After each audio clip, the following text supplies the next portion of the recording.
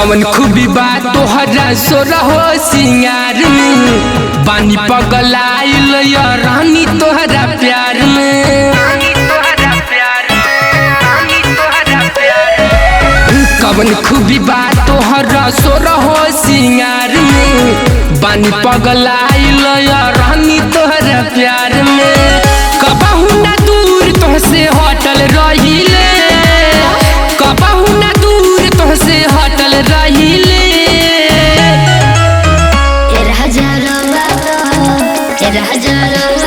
निरहुआ खानी सटल रहिले, एगो चुम्मा खातिर रोजे करवटल रहिले।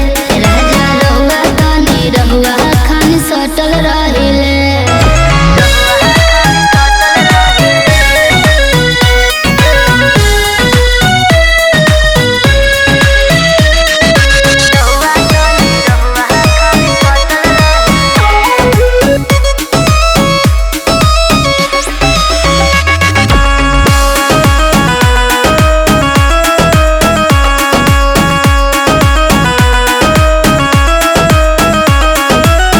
रानी हो हमके बदनाम जानी करा, राजा हो एको दिन दम तने धरा।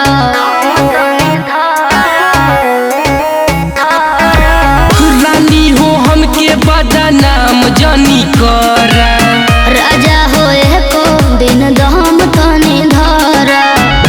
तोहके देखे खातिर दिन भर सटल रहिले। अच्छा। तोहके देखे खातिर दिन भर सटल रहिले।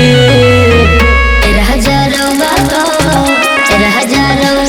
निरहुआ खानी सटल रहिले, एगो चुम्मा खातिर रोजे करवटल रहिले। राजा रहुआ तो निरहुआ खानी सटल रहिले।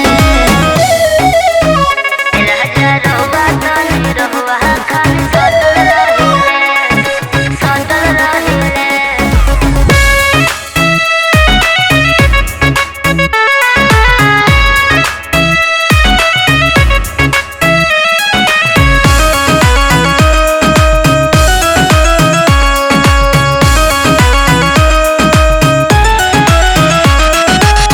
बोली जन बोला तू सोनू के हरदम, बानी पागल हाइल सिंगार देखे छम छम।